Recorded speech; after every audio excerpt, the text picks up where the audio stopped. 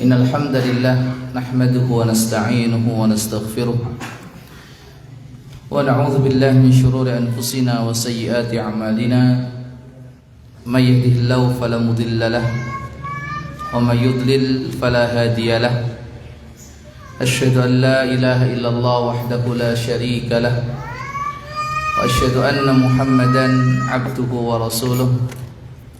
Ya ayyuhalladzina amanu taqullaha haqqa tuqatih wa la tamutunna illa wa antum muslimun. Ya ayyuhan nasu taqu rabbakumul ladzi khalaqakum min nafsin wahidah wa khalaqa minha zawjaha wa batha minhuma rijalan katsiran wa nisaa'a wattaqullaha alladzi tasaaluna bihi wal arham innallaha kana 'alaikum raqiba. Ya ayyuhalladzina amanu taqullaha wa qulu qalan sadida yuslih lakum a'malakum wa yaghfir lakum dhunubakum wa may yuti'illaha wa rasulahu faqad faza fawzan 'azima. Amma ba'd, fa asdaqal hadithi kitabullah wa khairal huda huda Muhammadin sallallahu alaihi wa ala alihi wa sallam wa syarrul umuri muhdatsatuha wa kullu muhdatsatin bid'ah wa kullu bid'atin dhalalah wa kullu dhalalatin finnar. Ikhwatal Islam wa akhwati fid din, ma'asyiral muslimin wal muslimat rahimani Allahu wa iyyakum jami'an. Masih kita di bab yang ke-55 tentang wasiat untuk berbuat baik kepada tetangga. Dan kita masih di hadis nomor 102.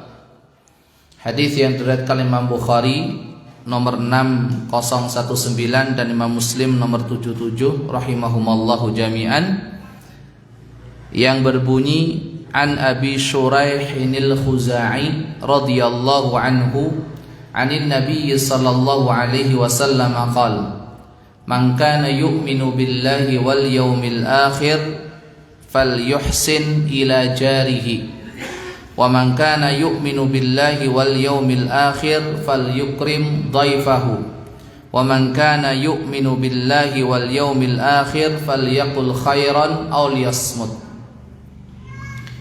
Diriwayatkan dari Abu Shuraih Al-Khuzai radhiyallahu anhu warda dari Nabi alaihi salatu wassalam, beliau bersabda, man kana yu'minu billahi wal yawmil akhir falyuhsin ila jarihi.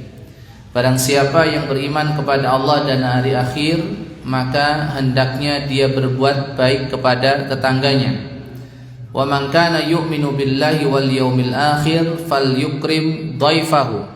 Dan barang siapa yang beriman kepada Allah dan hari akhir, maka hendaknya dia memuliakan tamunya. Wa man kana yu'minu billahi wal yawmil akhir falyaqul khairan aw liyasmut. Dan barang siapa yang beriman kepada Allah dan hari akhir, maka hendaknya dia berkata yang baik. Kalau tidak bisa berkata yang baik, hendaknya dia diam. Masyaallah muslimin muslimat, hadirin hadirat rahimani Allahu wa iyyakum jami'an. Sudah beberapa faidah kita bahas bersama. Melanjutkan faidah-faidah yang berikutnya, yaitu tentang 3 amalan penyempurna keimanan. 3 amalan penyempurna keimanan. Apabila kita ingin berusaha untuk menyempurnakan iman kita, maka salah satunya adalah dengan mengamalkan 3 hal yang terdapat di dalam hadis tersebut. Apa itu? Yang pertama, fal yuhsin ila jarihi. Maka hendaknya dia berbuat baik kepada tetangganya dengan segala cara sesuai dengan kemampuannya. Baik itu dengan ucapan, baik itu dengan sikap, baik itu dengan perbuatan, baik itu dengan perhatian, atau apa saja. Karena kalimat al-ihsan itu mencakup segala perbuatan yang baik. mencakup semua perbuatan yang baik. Dan ini merupakan salah satu perintah Allah Subhanahu wa taala di dalam ayatnya, innallaha ya'murukum bil adli wal ihsan wa ita'i dzil qurba. Sesungguhnya Allah Subhanahu wa taala memerintahkan kalian untuk bersikap adil dan berbuat baik dan memberikan hak-hak sanak kerabat. Demikian juga Nabi sallallahu alaihi wasallam telah bersabda, innallaha katabal ihsana fi kulli syai. Sesungguhnya Allah Subhanahu wa taala mewajibkan untuk berbuat ihsan dalam segala hal. Berbuat ihsan dalam segala hal. Makanya kita tidak diperbolehkan untuk berbuat jahat kepada tetangga kita. Itu sebaliknya. Oleh karena itu di dalam riwayat yang lain Rasulullah sallallahu alaihi wasallam bersabda, "Man kana yu'minu billahi wal yaumil akhir fala yu'dzi jarahu." Man kana yu'minu billahi wal yaumil akhir, barang siapa yang beriman kepada Allah dan hari akhir, fala yu'dzi jarahu, maka jangan sekali-kali dia menyakiti tetangganya. Dia menzalimi tetangganya. Baik itu dengan ucapannya atau dengan sikap dan juga perbuatannya. Oleh sebab itu, ikhwatul Islam wa akhwati fiddin rahimani Allahu wa iyyakum jami'an, segala sesuatu yang kiranya akan mengganggu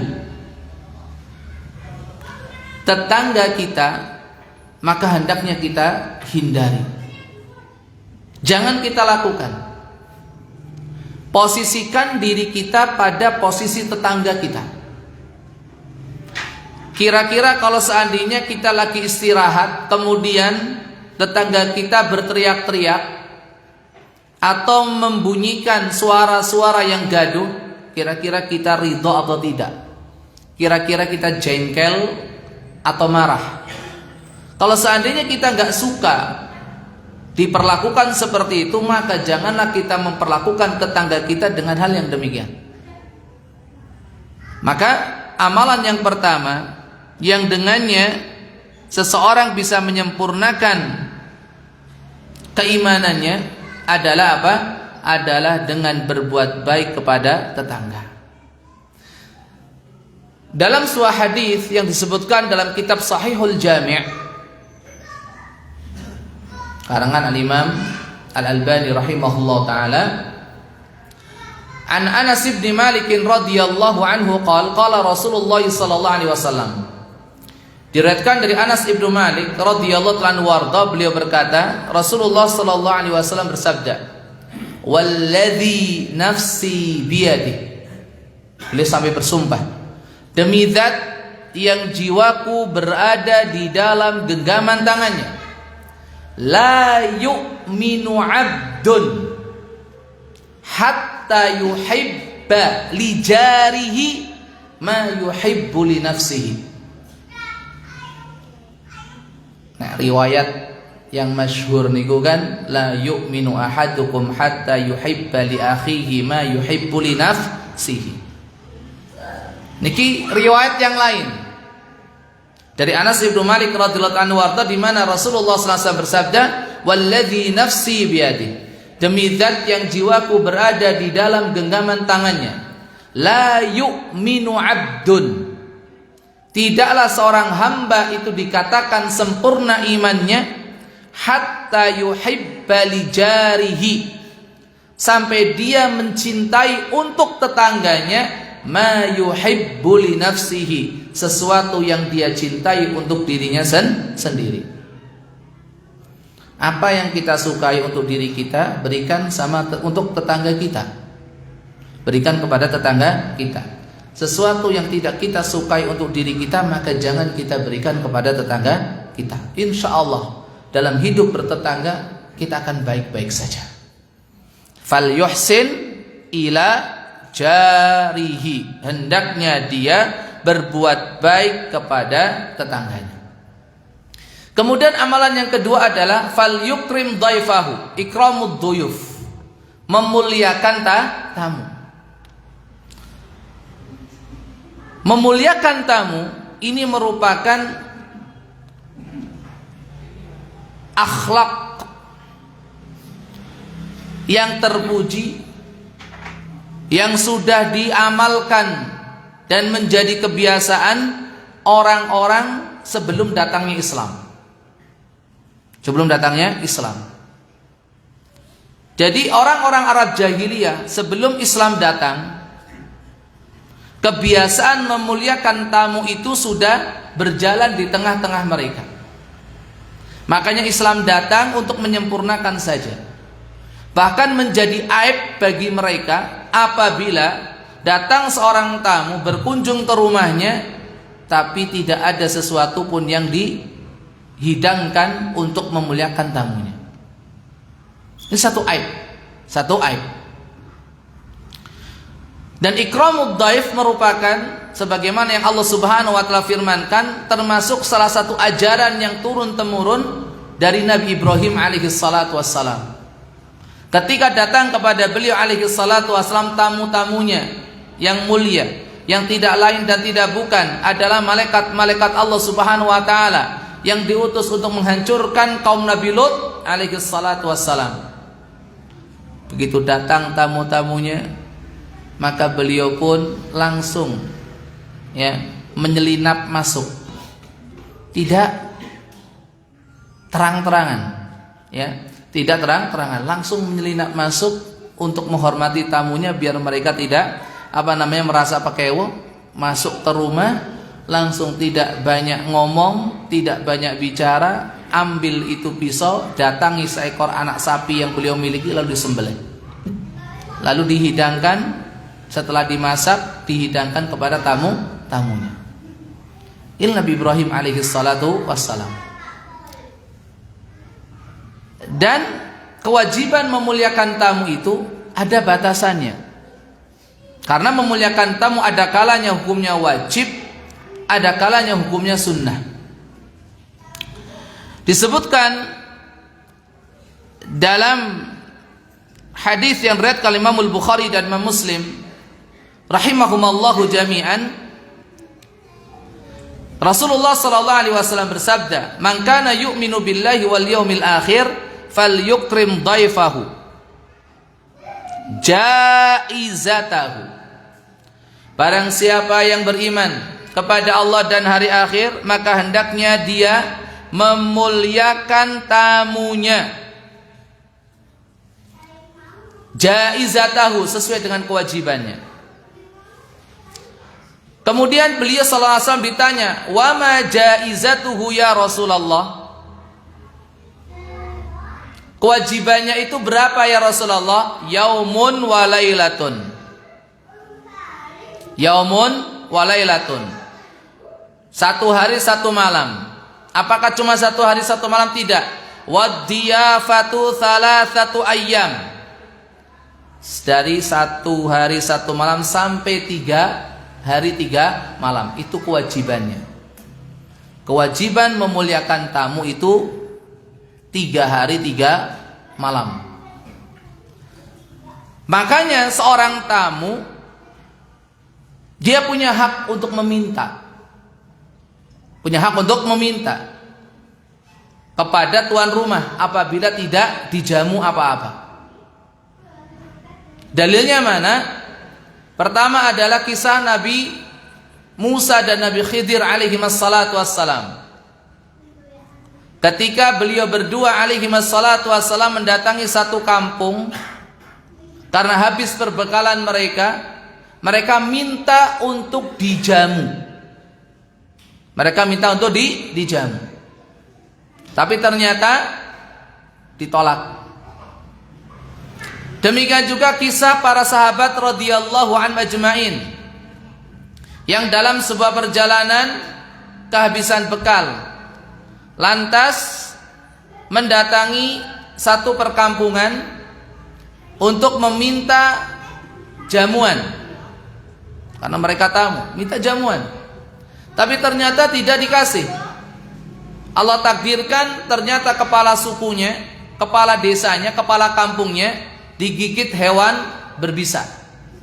Lantas diutuslah salah seorang di antara penduduknya untuk menemui para sahabat radhiyallahu anhum ajmain, minta bantuan untuk meruqyahnya. Setelah diruqyah dengan surat Al-Fatihah, akhirnya kepala lurahnya ataupun kepala kampungnya pun sembuh, seolah-olah tidak terjadi apa-apa. Lantas mereka dikasih beberapa ekor kambing. Ya. Karena tidak tahu tentang hukumnya, mereka bersikap wara meskipun butuh, mereka lapar, kehabisan bekal, tapi mereka tidak sembrono untuk memakan ataupun untuk menyembelih kambing-kambing tersebut dan memakan dagingnya. Sampai datang kepada Rasulullah SAW sesampai di kota Madinah, kemudian bertanya tentang hukum tersebut. Diperbolehkan, maka Nabi SAW pun meminta bagian. Ini menunjukkan bahwasanya seorang tamu yang datang, apabila dia tidak dijamu apa-apa, dia punya hak untuk meminta. Punya hak untuk meminta.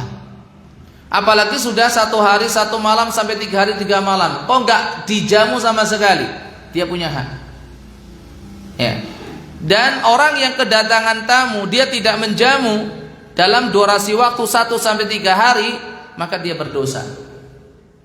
Adapun memuliakan dan menjamu tamu yang hukumnya sunnah selepas dari 3 hari, maka dikatakan oleh Nabi alaihi salatu wassalam, fama kana wara'a dzalika fahuwa shadaqatun alaih. Fama kana wara'a dzalika, dan selebih dari 3 hari 3 malam tadi, fahuwa shadaqatun alaih, itu sedekah buat si tamu. Ikhwatal Islam wa akhwati fiddin rahimani Allah wa iyyakum jami'an. Kemudian amalan yang ketiga adalah wa man kana yu'minu billahi wal yaumil akhir falyaqul khairan aw liyasmut. Menjaga lisan. Menjaga lisan. Ingat, masalah lisan ini masalah yang berat atau ringan? Berat. Berat. Ya. Kemaksiatan yang ditimbulkan oleh lisan itu ada 2. Kemaksiatan yang dilakukan oleh lisan secara garis besar dibagi menjadi 2. Yang pertama al-kalamu bil batil, dan yang kedua as-sukutu anil haqq.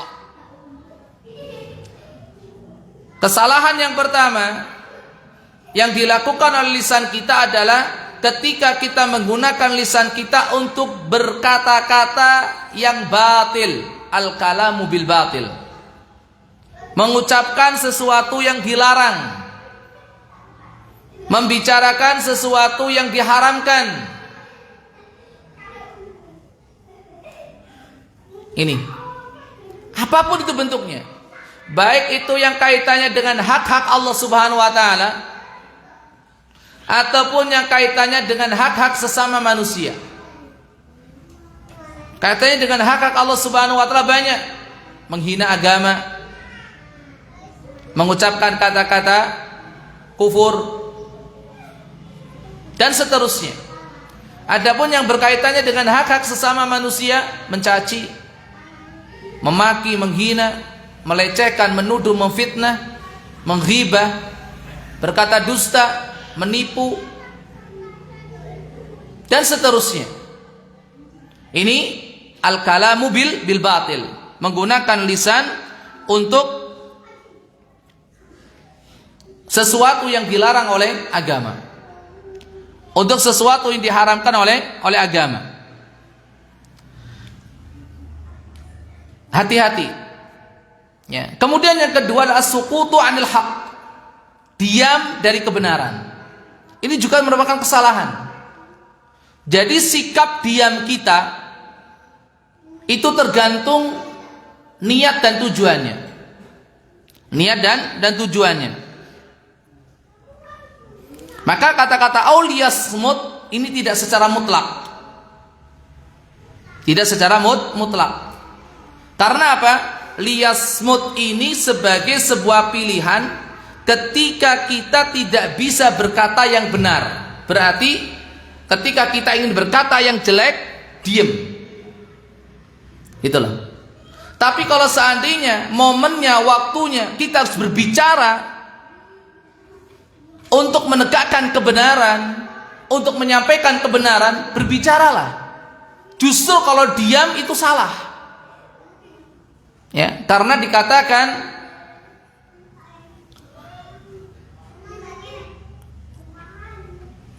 orang yang diam dari sebuah kemungkaran dan dosa, as-sakitu 'anil batili syaitanun akhras. Itu setan bisu. Setan bisu. Itu juga termasuk kesalahan. Termasuk kesalahan.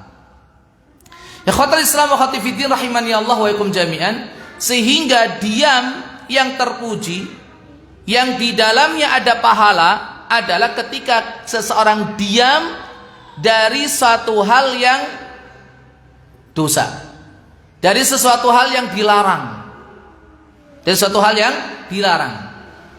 Satu. Yang kedua, dan dia sebetulnya bisa untuk mengatakan itu, bisa untuk mengatakannya, bisa untuk mengucapkannya, tapi dia menahan lisannya untuk tidak berbicara, maka dia akan mendapatkan pahala. Tapi kalau diam karena memang asalnya nggak bisa ngomong, ya nggak dapat. Kecuali kalau dia punya niat. Orang bisu misalkan, dia diam terus nggak ngomong-ngomong, ya memang bisu. Apakah dia mendapatkan pahala? Tergantung niatnya. Ya. Jadi diamnya seseorang dari kebatilan, atau diamnya seseorang untuk tidak mengatakan hal yang batil, untuk tidak mengatakan sesuatu yang diharamkan, itu mendapatkan pahala ketika ma'al qudrah ala takallum. Ketika dia punya kemampuan, ketika dia bisa untuk mengucapkan. Kalau adamul qudrah, kalau memang dia memang tidak bisa ngomong sama sekali, maka itu tergantung kepada niat yang ada di dalam hati, dan Allah Maha tahu segalanya. Oleh sebab itu kita perlu menjaga lisan kita. Ingat, ini termasuk nikmat yang luar biasa. Allah Subhanahu wa taala mengingatkan kita, alam naj'al lahu 'ainain wa lisanan wa syafatain. Lisan dan dua bibir ini merupakan alat yang inti bagi manusia untuk bisa berbicara, untuk bisa ngomong. Coba kita bayangkan dan kita perhatikan orang yang mengalami kesulitan untuk ngomong, betapa rekosone, betapa susahnya dia itu untuk mengungkapkan sesuatu yang ingin dia ungkapkan pada orang lain, dengan berbagai macam cara, dengan gerakan tangan, dengan isyarat. Tujuannya cuma satu, apa? Dia ingin orang yang ada di sekitarnya paham, ngerti apa yang dia inginkan. Begitu susahnya seseorang itu ingin mengungkapkan apa yang ingin dia sampaikan kepada orang lain, ketika lisan ini sudah tidak lagi bisa berbicara. Maka syukurilah. Dan ingat, syahwat yang paling susah untuk kita kendalikan, salah satunya syahwat al-kalam, syahwat berbicara. Ya, mungkin kita bisa tahan untuk tidak makan minum untuk beberapa jam lamanya, tapi untuk tidak ngomong susah. Susah. Bahkan nyuwun sewu, sebagian kita sampai pun dalam tidurnya teksnya saged ngendikan ngiko, kan gitu kan ini. Kalau seandainya ada salah satu di antara anggota tubuh kita yang layak untuk dipenjarakan, untuk dimasukkan ke dalam bui, ada lisan kita ini. Ada lisan kini. Ini. Oleh sebab itu, kita harus berhati-hati di dalam menggunakannya. Karena nikmat Allah Subhanahu wa taala. Kalau seandainya tidak ada ucapan ini, banyak sekali syariat-syariat Allah, hukum-hukum agama yang terbengkalai, dan kemungkinan besar ajaran-ajaran Islam yang Allah wahyukan kepada Rasulullah SAW yang Rasulullah SAW ajarkan kepada para sahabat radhiyallahu anhu ajma'in mungkin gak sampai kepada kita secara sempurna. Makanya dikatakan laulal kalamu lama tabayyana al-huda wa ta'attalat fi dinina ahkamu fazinil kalama idza aradta takalluma wad'il fudula fa fil fuduli malamu. Kalau bukan karena adanya ucapan, niscaya kita tidak akan tahu apa itu petunjuk, dan akan banyak hukum-hukum syariat yang terbengkalai, hukum-hukum agama yang terbengkalai. Maka dari itu pikirkan terlebih dahulu ketika kamu hendak berbicara, dan tinggalkan al-fudul. Al-fudul yaitu berlebih-lebihan di dalam berbicara. Jadi termasuk pembicaraan yang tidak baik adalah berlebih-lebihan untuk berbicara sesuatu yang mubah. Jadi bukan hanya berbicara hal-hal yang diharamkan, hal-hal yang dilarang saja, termasuk di dalamnya adalah berlebih-lebihan di dalam membicarakan sesuatu yang mubah. Dan ini termasuk penyakit hati. Penyakit hati yang akan menjadikan hati itu sakit, fudulul kalam wa fudulut ta'am wa fudulun naum wa fudulul mukhalatah. Berlebih-lebihan di dalam berbicara, berlebih-lebihan dalam makan, berlebih-lebihan urusan tidur, dan berlebih-lebihan ketika bergaul. Berlebih-lebihan ketika bergaul. Dan ada tambahan lagi, wa fudulun nazar, berlebih-lebihan ketika memandang.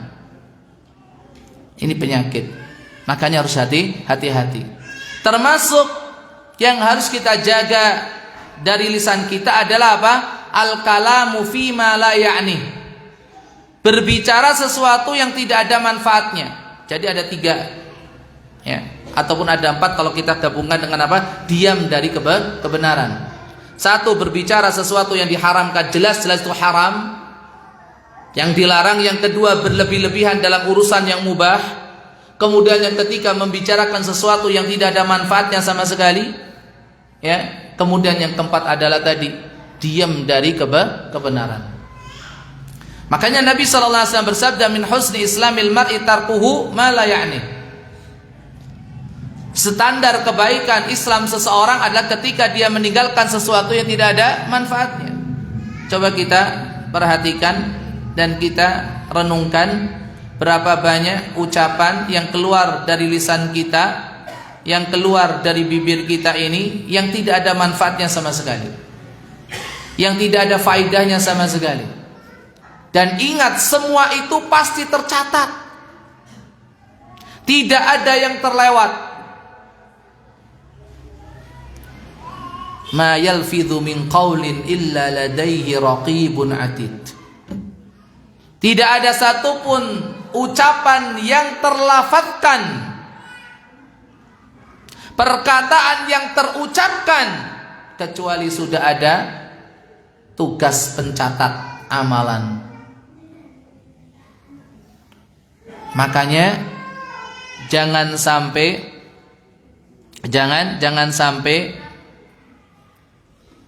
kita dapati di buku catatan amalan kita nanti sesuatu yang membuat kita kecewa dan menyesal. Penyesalan yang sudah tidak ada arti. Ini. Maka dari itu gunakan lisan kita itu untuk kebaikan. Untuk hal-hal yang punya manfaat dan faedah, baik untuk diri sendiri ataupun orang lain. Karena memang Allah ciptakan lisan kita ini untuk berbicara, bukan untuk diam. Dikatakan khuliqal lisanu linutqihi wa kalamihi la lis-sukuti dzaka hadzul akhrasi. Khuliqal lisanu, lisan ini diciptakan Allah linutqihi wa kalamihi, agar dipakai untuk berbicara, agar dipakai untuk ngomong. La lisukuti, bukan untuk diam. Kenapa? Karena diam itu dzaka hadzul akhrasi. Karena diam itu merupakan bagian dari orang yang bisu. Maka gunakanlah lisan kita itu untuk berbicara yang baik, untuk memberikan manfaat kepada orang lain, menegakkan amar ma'ruf nahi mungkar, menyampaikan nasihat dan peringatan. Kalau untuk diri sendiri, gunakan untuk baca Quran, untuk berzikir, bertasbih, bertahmid, bertakbir, tahlil, dan zikir-zikir yang lainnya. Jangan sampai diam. Diamnya lisan itu juga ada catatan nanti. Makanya gerakan lisan kita, gerakan bibir kita saat tidak ada aktivitas yang lain, untuk apa? Untuk berzikir kepada Allah Subhanahu wa taala. Makanya ketika datang seorang sahabat yang mulia radhiyallahu ta'ala warda, curhat kepada Nabi alaihi salatu wasallam tentang banyaknya syariat Islam, dan meminta kepada Nabi alaihi salatu wasallam satu amalan yang mudah untuk dilakukan. Apa jawaban beliau alaihi salatu wasallam? La yazalu lisanuka ratban bi dzikrillah. La yazalu lisanuka ratban bi dzikrillah. Hendaknya lisanmu senantiasa basah dengan lantunan-lantunan zikir kepada Allah Subhanahu wa taala. Tenimbang panjenengan nalikanipun nganter anak sekolah, nyepeda motor, nopo ngagem mobil, mendel kemawon, mending umak-umik kanggo zikir. Coba kita bayangkan, sekian ratus meter kita ngantar anak kita, kita menggunakan lisan kita untuk berzikir kepada Allah Subhanahu wa taala, sudah berapa ratus tahmid, takbir dan tahlil yang bisa kita baca. Kadang kita memilih diam. Gimana? Memilih diam. Demikian juga saat kita antrian, ada di antrian, dimanapun, di perkantoran, di rumah sakit, atau di tempat-tempat yang lain, kadang kita lebih sibuk dengan HP kita, melihat perkembangan berita yang tidak ada manfaatnya buat dunia dan akhirat kita. Mending dipakai, bukalah mushaf yang ada di dalam HP kita, baca itu Al-Quran, atau enggak matikan itu HP, gunakan untuk berzikir kepada Allah Azza wa Jal sambil menunggu nomor antrian kita dipanggil.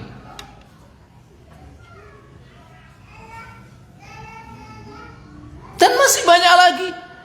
Saat bekerja di kantor, kita lagi mengoperasikan komputer ataupun laptop yang ada di hadapan kita, sambil ngetik, kenapa lisan ini enggak umahami untuk berzikir kepada Allah Azza wa Jalla?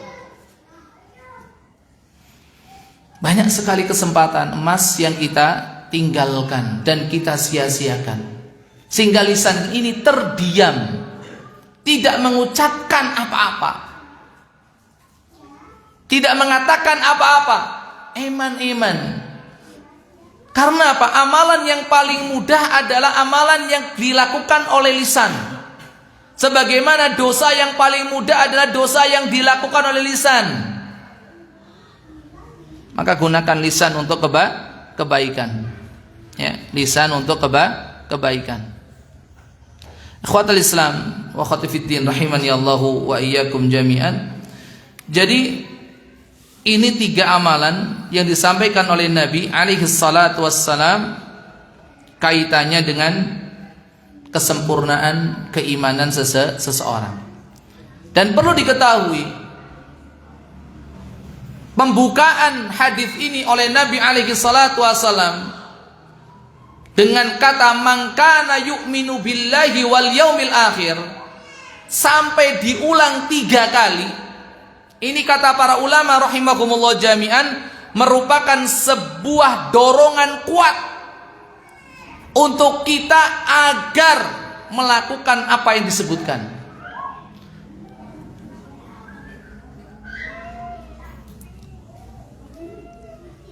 Dan ini merupakan sindiran dari Allah Subhanahu wa taala yang sangat halus sekali.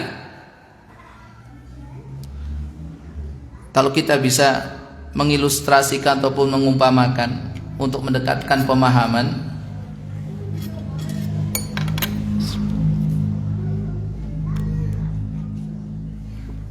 sebagian kita selaku orang tua mengatakan kepada anaknya, "Le, nduk,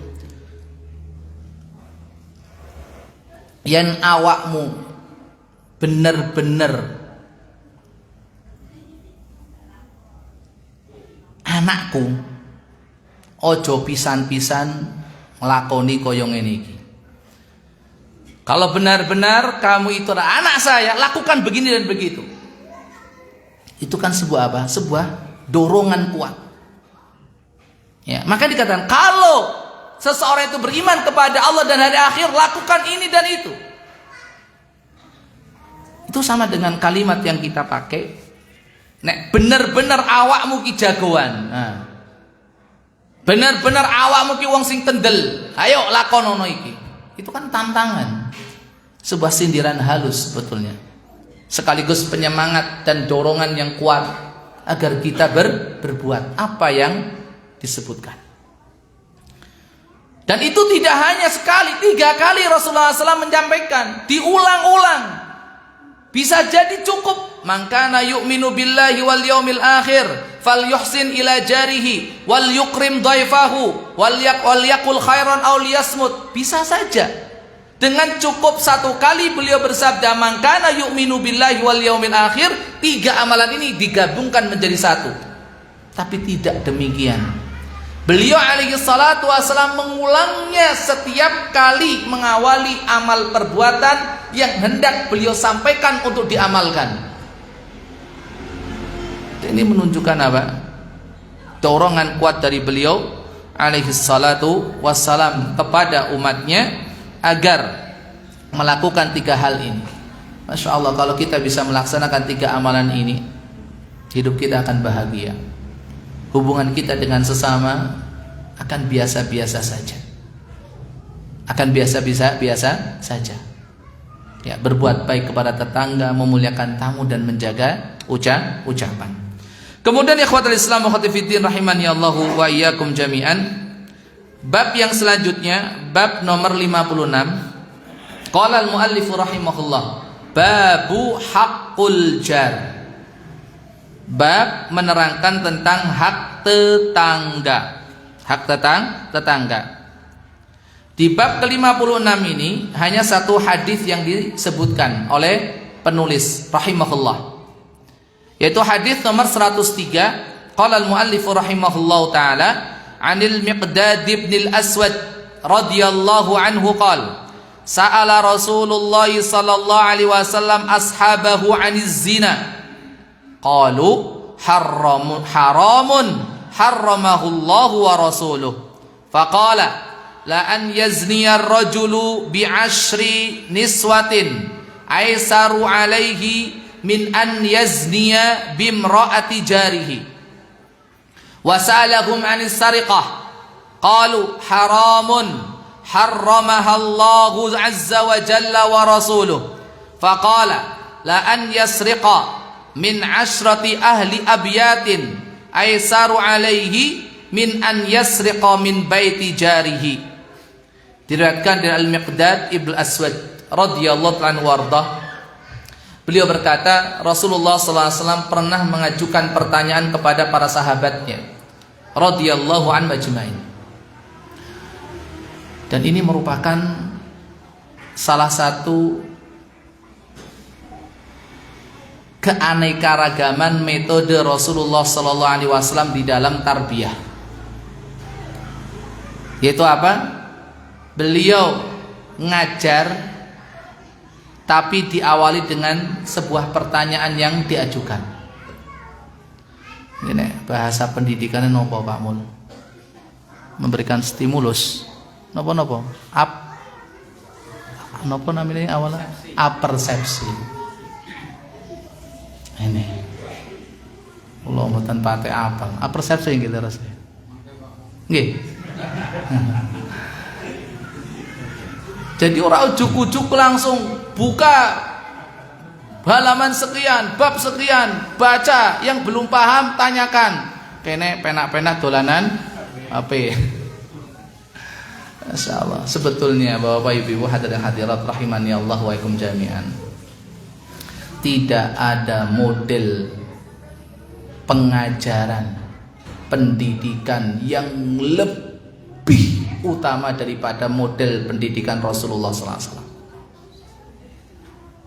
Kalau kita mau mengkaji dan mempelajari, rasa butuh teori kono rasa lengkap. Wa khairal hadyu Muhammadin sallallahu alaihi wasallam, sebaik-baik petunjuk Rasulullah SAW dalam segala hal. Ya, cuma dalam urusan pendidikan yang begitu besar, dalam urusan yang kecil saja, keluar masuk kamar kecil diatur sama Rasulullah SAW. Cuma urusan pendidikan. Cuma kadang kita itu memang ya mungkin ada faktor kesengajaan untuk menjauhkan kaum muslimin dari petunjuk Rasulullah SAW. Maka dicekokin dengan teori ini seolah-olah ya kita nggak punya. Kita punya lengkap. Ya, ini salah satu model pembelajaran Rasulullah SAW, pendidikan Rasulullah SAW, menyampaikan pertanyaan terlebih dahulu kepada para sahabat radhiyallahu anhum ajma'in. Tujuannya apa? Agar mereka siap untuk menerima materi yang akan disampaikan dan membangkitkan semangat mereka untuk belajar, untuk tahu dan menimbulkan gairah belajar, sehingga pikirannya itu melaku. Ditakoni sih, perlu mikir, boyo, gitu loh, sehingga wis mikir. Nah, artinya nek iki yo pemanasan sih, ya, ojo kaya awake dhewe, ya. Stop kontak lebokne, starter wer, ya pemanasan sih, dipanasi sih, ya. Katanya kan gitu ya, kalau menggunakan sepeda motor ya, panasi sih, roto sawetawis, bar niku tembe di pancal gas kan ngaten. Nggih. Azan dulu. Monggo. Udah azan toh? Ayo monggo.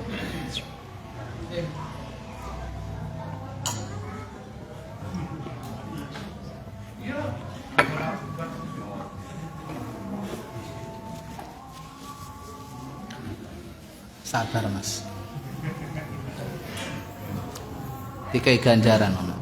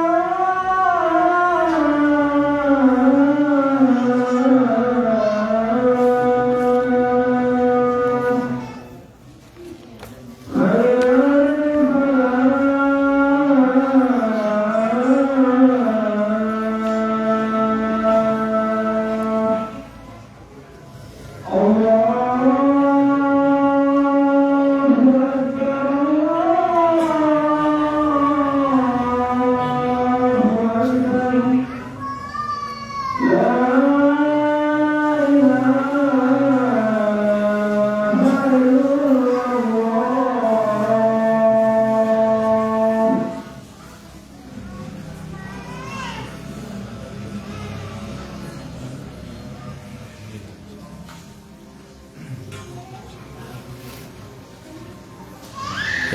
Bismillah, alhamdulillah, salatu wassalamu ala rasulillah.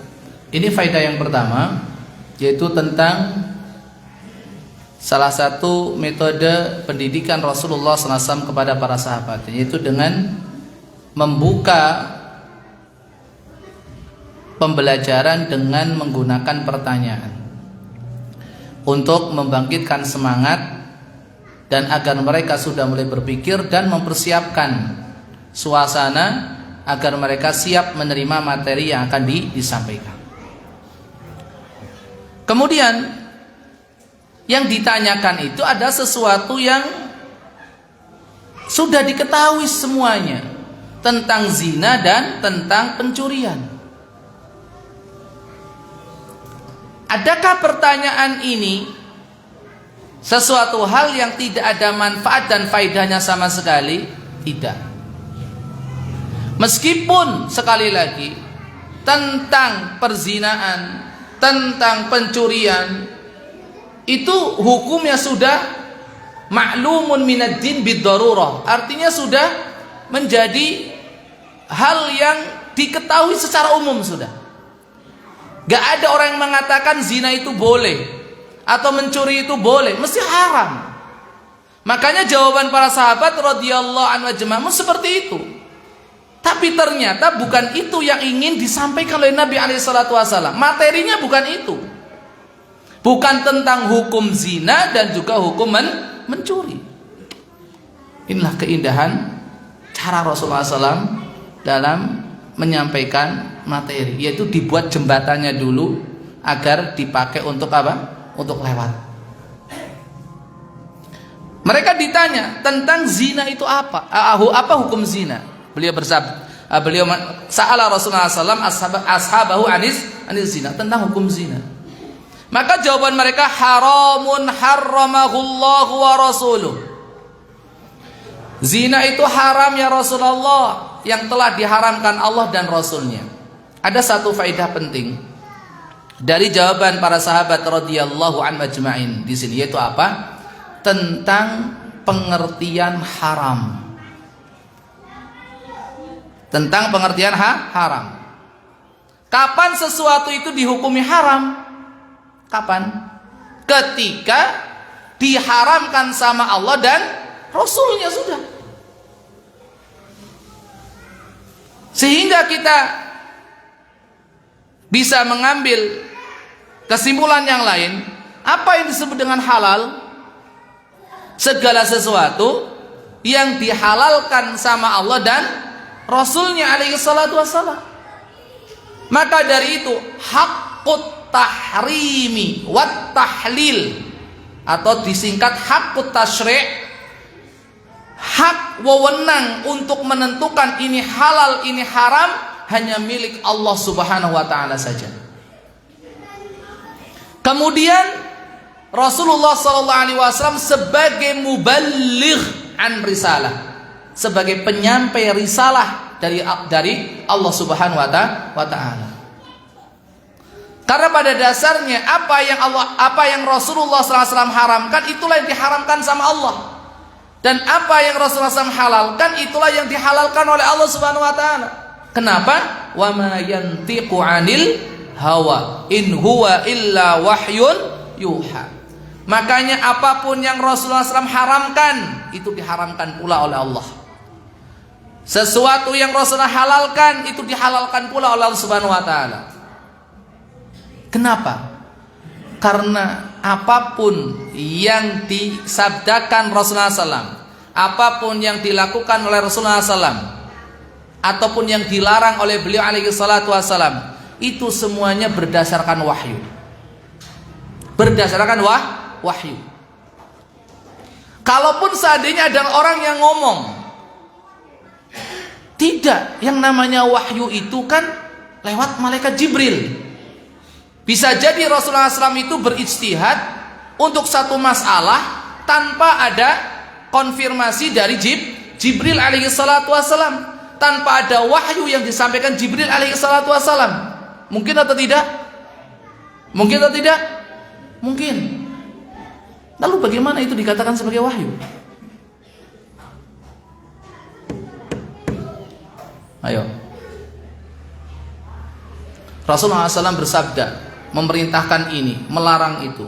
Atau Rasulullah SAW melakukan amalan ini, atau meninggalkan amalan tertentu.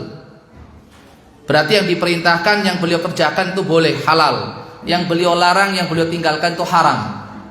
Kan gitu. Tapi apakah setiap kali apa yang beliau sabdakan dan apa yang beliau lakukan setiap kali harus menunggu informasi wahyu yang turun kepada beliau melalui malaikat Jibril alaihi salatu wassalam? Harus? Tidak. Nah, berarti yang tidak, berarti itu bukan wahyu. Kok bisa? Iya betul, betul. Nah, wahyu bukan? Wahyu bukan? Dari mana? Nah, ini syubhat ini. Ayo. Wahyu niku napa to? Informasi. Kan gitu kan? Berita yang turun dari Allah Subhanahu wa taala kepada Nabi dan utusannya alaihi wassalatu wassalam. Nah, itu wahyu. Nah, apakah setiap kali Rasulullah melakukan sesuatu kemudian nunggu wahyu turun, nunggu wahyu turun? Memang ada beberapa momen, ada beberapa kejadian di mana beliau alaihi salatu wassalam nunggu wahyu dulu. Tapi kan nggak selamanya seperti itu. Nah, lantas yang tidak menunggu wahyu tadi, apakah termasuk wahyu atau bukan?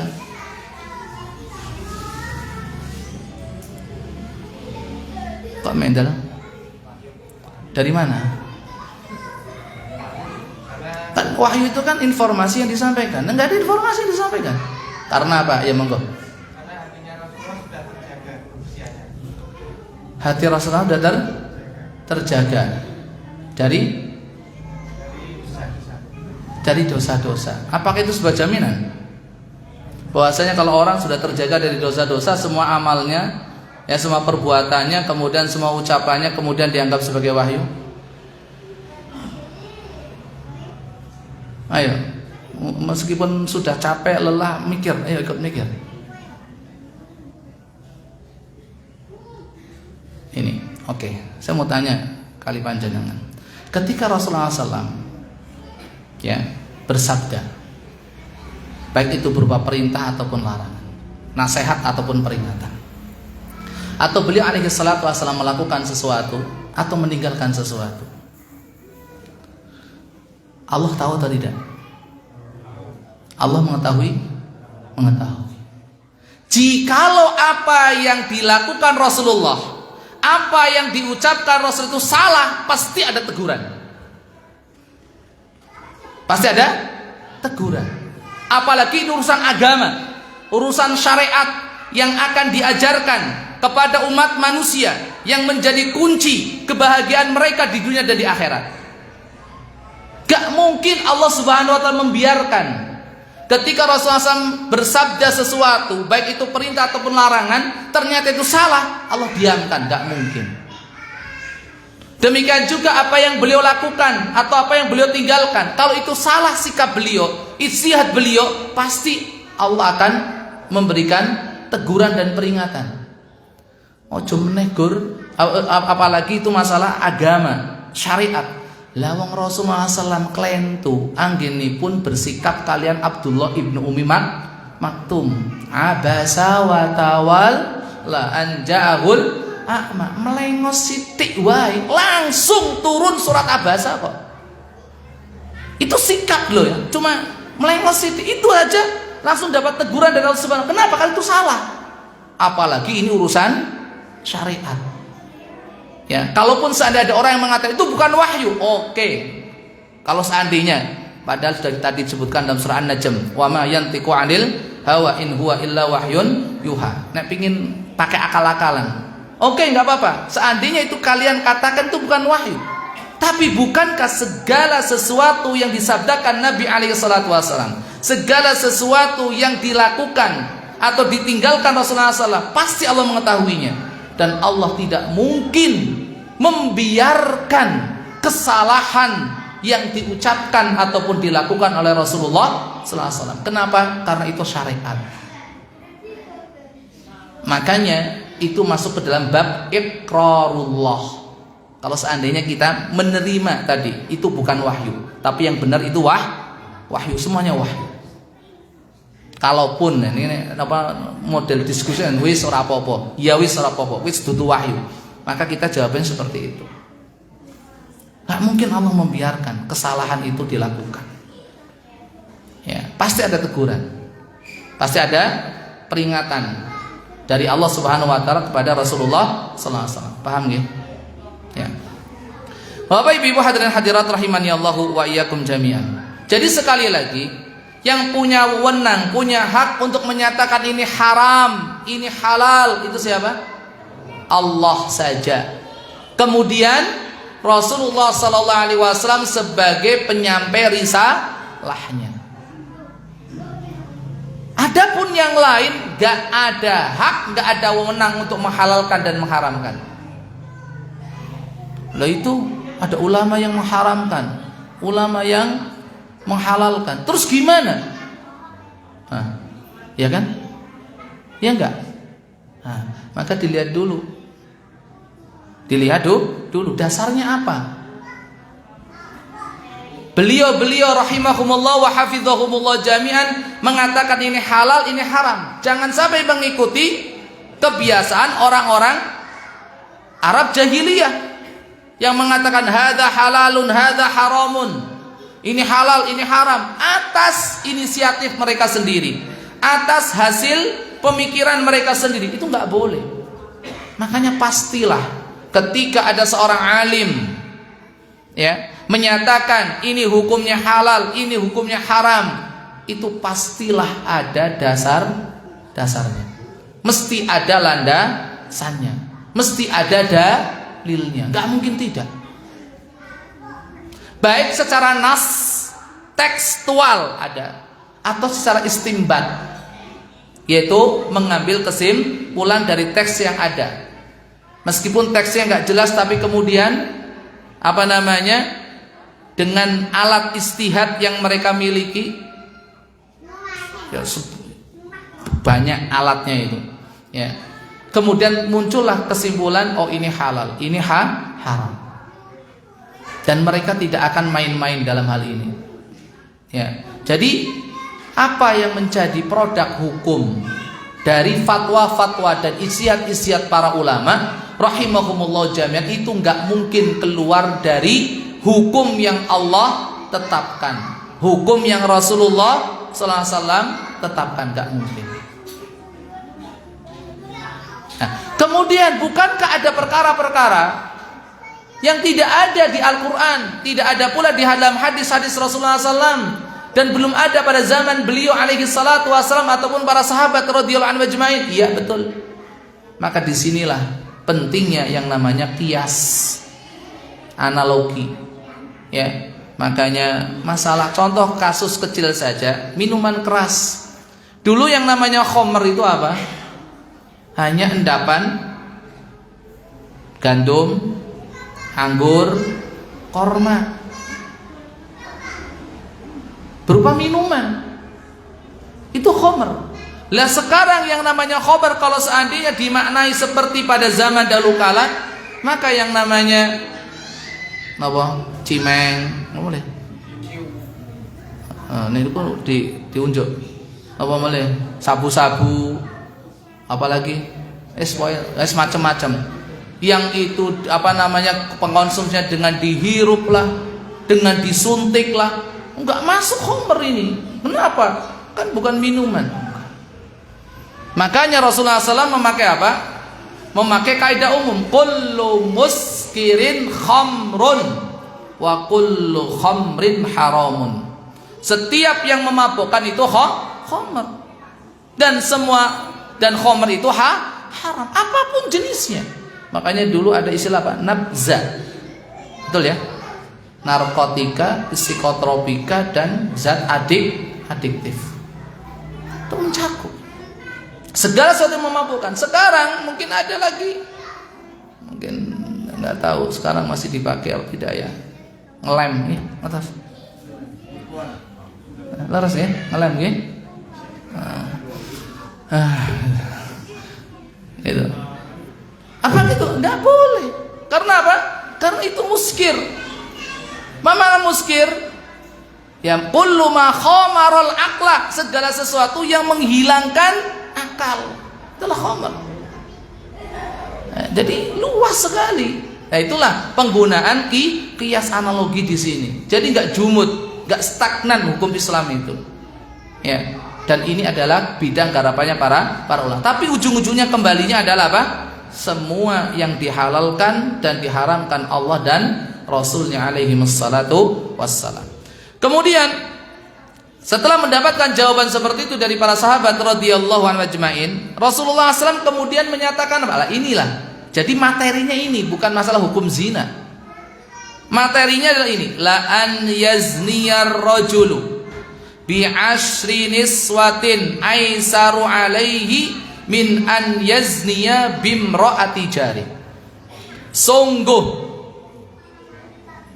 seseorang itu berzina, nas'alullah salamat wal afiyah, dengan 10 wanita, itu lebih ringan baginya dibandingkan dia harus berzina dengan istri tetangga. Masya Allah. Ada beberapa faedah penting di sini. Yang pertama, jawaban Nabi Sallallahu Alaihi Wasallam ini menunjukkan bahwa dosa itu bertingkat-tingkat.